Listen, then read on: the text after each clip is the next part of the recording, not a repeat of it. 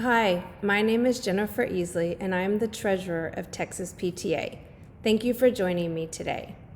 This workshop focuses on preparing you to serve as the Treasurer of your PTA, develops your leadership skills, and provides you information about the many resources available to you. As a PTA, we are here to make every child's potential a reality by engaging and empowering families and communities to advocate for all children. We want to make sure that everything we do is in support of that mission. The PTA purposes can be found in your bylaws. Be sure to familiarize yourself with them so that you can be the strongest leader for your PTA. As a statewide organization, Texas PTA values collaboration, commitment, diversity, respect, and accountability. PTA observes the national standards for family-school partnerships. All PTAs should be welcoming all families into the school community, communicating effectively, supporting student success, speaking up for every child, sharing power, and collaborating with the community. As a board member, you should be a graduate of the required foundations training. You should also submit a plan of work. The local PTA bylaws state that all board members must complete a plan of work, and remember that plans of work must be presented and approved by the board at a board meeting. Review the bylaws and standing rules of your PTA. Request a copy annually in the fall, as national and Texas often make changes to the template.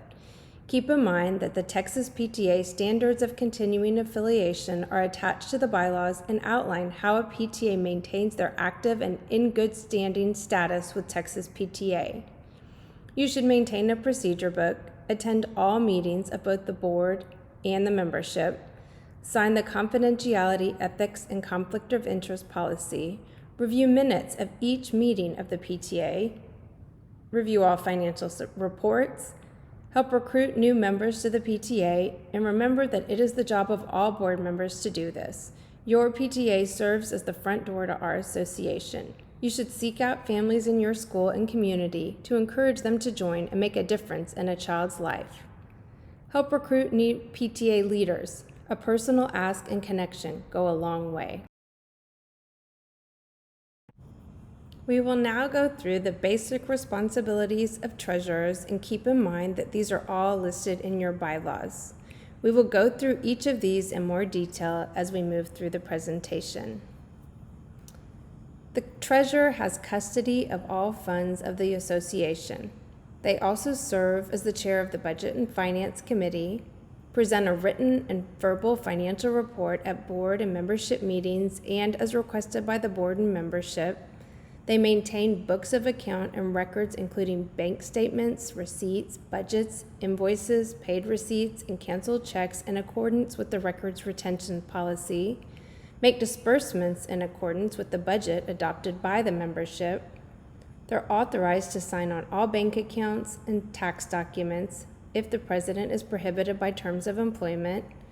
They present a preliminary annual report, budget to actual, at the last membership meeting, complete and file all necessary tax documents, and present books of account and records to the Financial Reconciliation Committee. Some additional responsibilities of the treasurer include preparing a plan of work, a sample of which can be found in the Treasurer's Resource Guide. The treasurer is one position that needs a hard copy procedure book due to the records that need to be kept and information reported. As chair of the Budget and Finance Committee, the treasurer presents the proposed budget. The treasurer then presents any proposed amendments for approval throughout the year. If the treasurer has not received requests for checks to be sent to Texas PTA for dues, he or she should contact the membership chair or VP for a roster and PTA funds request form, as well as verify that the state and national dues, escrow, or liability account balances are correct. The treasurer should annually electronically file and have accepted the Form 990 within 60 days of the fiscal year end as part of the Texas PTA Standards of Continuing Affiliation. This is earlier than as required by the IRS, but the outgoing treasurer will have the information available and must file this return. He or she should complete it as soon as possible following the close of the fiscal year. To get started, along with the reconciled checkbook, you should have a copy of the most recent financial reconciliation. If the books have not been reconciled, do not take possession of the books until they are. Know what your EIN is and where your sales tax permit is. Your EIN can be found in the first paragraph of your bylaws. Ensure that the signature card at the bank has been updated with the most recent signers' names. If you use online banking, now is the time to change the password so that only the current signers can access the account. If you're using a credit or debit card, make sure that those signers are updated also. If you're not comfortable with the financial management system that was used before, don't feel like you have to use it. Use what works best for you. Texas PTA offers a $25 Windows-based financial management tool. MyPTEZ, which provides a free membership software tracking program for PTAs in Texas, offers a web-based financial software at a fee. There are many other programs and online systems available. Whichever system you choose, you need to maintain a general ledger with all transactions recorded on it from the beginning of the year through to the end. All income and expenses should be recorded in the appropriate budget category. Refer to your PTA's records retention policy regarding the financial records. The checkbook should be balanced, and the bank statement should be reconciled to the records each month. The bank statement should come to the school, not an individual, and per the bylaws, a non-signer is appointed to review the bank statement prior to giving it to the treasurer. Texas PTA also recommends that the original copy of the statement review is given to the secretary, who presents the report to the executive board. The statement review by a non-signer form is available on the Texas PTA Treasurer webpage. There are some basic principles of PTA financial management. Authorizing expenditures is the same as approving the budget. Insurance will be discussed in more detail later in the presentation. 2 people are required to count money at the same time. The second counter can be the treasurer. Dues should be sent to Texas PTA at least monthly. Establish a system for volunteers to get cash to the treasurer for deposit at the bank in a timely manner. As we need a funds request and a receipt or invoice for all checks written, a blank check is never acceptable practice. We do not just give a check to the school. This does not mean we cannot purchase things for the school, but when we do, we give the school a letter detailing what the money is to be used for and requesting a copy of the receipt once the purchase has been made. You can find a sample letter on the Texas PTA Treasurer webpage. All purchases, donations, and fundraisers must be approved by the PTA membership for authorization to expend and collect funds. Let's walk through the financial processes from budgeting to closing the year out.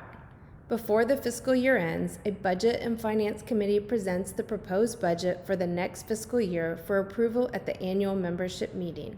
Check your standing rules for any requirements for service on that committee. The Budget and Finance Committee studies the current year's budget versus actual report to determine how well that budget met the association's needs, considers requests for new programs or fundraisers, and reviews any plans of work submitted and approved. It's understandable that not all PTA's plans will be finalized this far in advance, so the budget need only include those expense and income items that have been planned at the time it is developed. Here are some things to consider when working with the budget. Only the local portion of the dues is listed as income. The national and Texas portion is listed outside the budget in an escrow or liability line. Escrow or liability is a fancy way of saying that the money that does not belong to the PTA is put aside. List both the income and expenses of any fundraiser. Sales tax is also held in an escrow or liability line. List the beginning balance and the balance to be carried forward on your budget worksheet either as income and expense lines or before and after the income and expense lines, depending on the financial software being used. We can't say it enough. Membership must authorize our fundraising and expenses through approval of the budget or amendments. Budget line items need to clearly indicate the intent. Remember, your membership can always amend the budget to add or update line items as needed. Petty cash is not a budget item. And if an event needs petty cash, a check is written to the chair responsible for that budget line and redeposited using the same budget line. For example, book fare. The initial budget is presented by the treasurer, who is chair of the Budget and Finance Committee, item by item. It's presented to the executive board for consideration and to the membership for consideration and approval. This budget is then approved by a majority vote of the membership. If making amendments, you can just read the amendment. To determine your PTA's quorum at board and membership meetings, check your bylaws. Here is an example of a proposed budget. Notice that the beginning balance plus the budgeted income balances with the budgeted expenses plus the balance to carry forward. This sample can be found in the Treasurer's Resource Guide and on the Texas PTA Treasurer's webpage. The budget may be amended at any time without notice to meet funding needs, to adjust changes in income, or if an expense will be over the budgeted line item. Amendments require a 2/3 vote of the membership for approval. Each amendment is presented as it is currently budgeted as well as the proposed amendment. For example, if you would like to increase the current reflections expense line by $50, you would propose to increase the reflections expense of $200 by $50. Remember, the budget needs to balance. Adjustments in income require an adjustment to another income or expense line. Alternatively, the balance carry forward amount can be adjusted to maintain this balance. Depending on the software your PTA uses, the carry forward amount might be referred to as unallocated reserves. To propose a budget amendment, simply add an additional column to your budget with the amendments listed. The Texas PTA Treasurer software can generate this for you.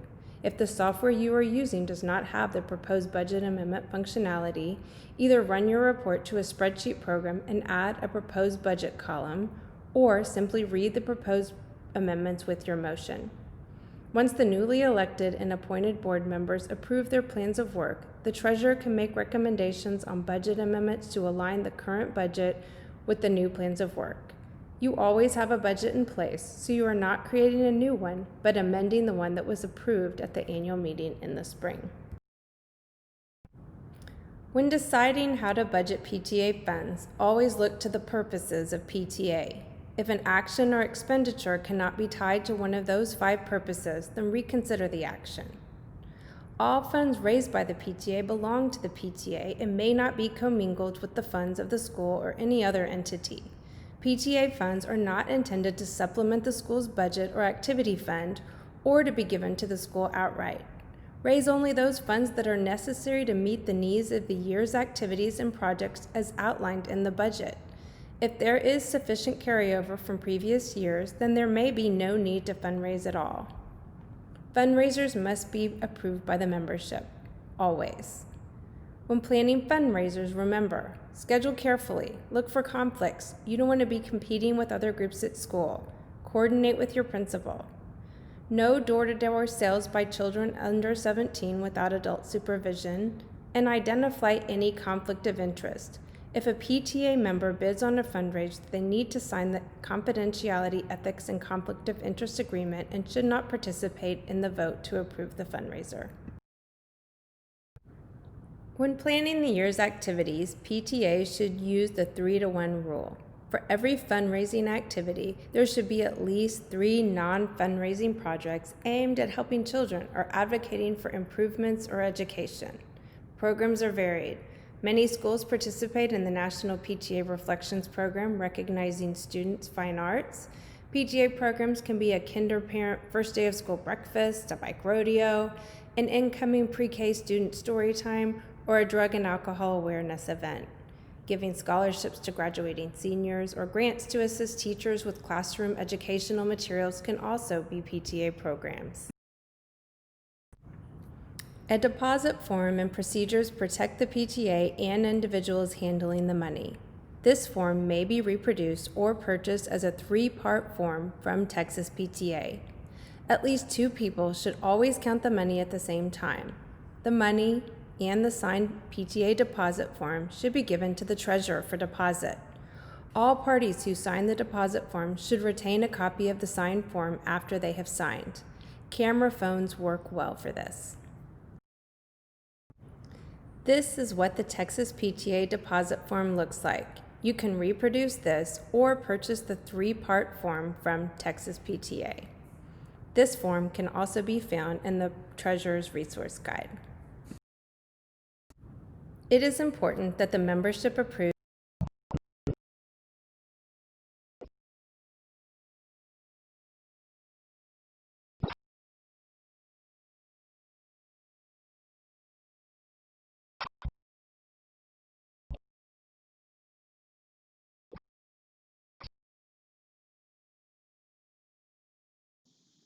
Ensure that you have enough signers to be able to reimburse the signers, especially if your PTA requires 2 signatures on checks per your standing rules. If there are not enough funds in a budget line, you may reimburse up to the budget and then wait for a budget amendment to reimburse the rest. This is why it is critical that your board members know what their budget is and keep track themselves of what they have spent. All payments need a clear paper trail, so any request for funds should have a funds request form attached to clearly indicate the budget line of the expense. If you have a till for change for a carnival or school store, you cannot reimburse someone out of that till or pay a vendor's bill. A check would be issued to an individual or business. It is important that your membership has approved your use of debit or credit cards prior to use. There's an e-commerce policy on the Texas PTA governance page that must be adopted or added to your standing rules in order to use debit or credit cards. Here is a sample PTA funds request form. Notice that all expenses must be associated with an existing budget line item. When funds are requested, this form should be completed and receipts attached. Establish procedures with your board on how funds requests are submitted, when they can get reimbursement, and how long they have to get those receipts turned in. This form can also be found in the Treasurer's Resource Guide. If a gift card is donated to subsidize PTA expenses, a fund request form with receipts attached should be submitted for review by the Financial Reconciliation Committee. For example, you receive a gift card from a grocery store and choose to use it to purchase breakfast for teachers. The receipt from that purchase should be attached to a PTA funds request form so that the Financial Reconciliation Committee can see that the gift card was used for PTA purposes. If the donated gift card is put in a basket or given as a door prize, it does not require a receipt. When purchasing gift cards, remember that we recommend to be retail specific, not generic cards that can be used anywhere. The value should not exceed $25 and care should be taken to store them safely. An up-to-date financial report is presented at every board and membership meeting. The period covered should be from meeting to meeting, not first of the month to the end of the month. You can choose to run reports from the day of the last meeting to the day before the current meeting, or the day after the last meeting to the day of the current meeting. Just be consistent. Reports are detailed and they include check numbers and payees. The beginning balance should match the ending balance from the previous report. There is no excuse not to have a financial report. If you are going to miss a meeting, the report should be given to the president prior to the meeting so that the president can give the report. Not having a financial report is a red flag. Here is a sample financial report. Note the sales tax as well as the national and Texas portion of dues has been noted in escrow or liabilities. The financial report will show transactions from one report to the next, whereas the budget report shows totals for the entire year to date. The sample budget report gives you a bigger picture of the financial status of the PTA. You can see the budget compared to the year-to-date numbers. This is essential for the board and helpful for your members. The reports are not presented for approval, just for information, and they are filed for review by the Financial Reconciliation Committee during the next reconciliation. The reports are attached to the meeting minutes. Financial records are retained for 7 years.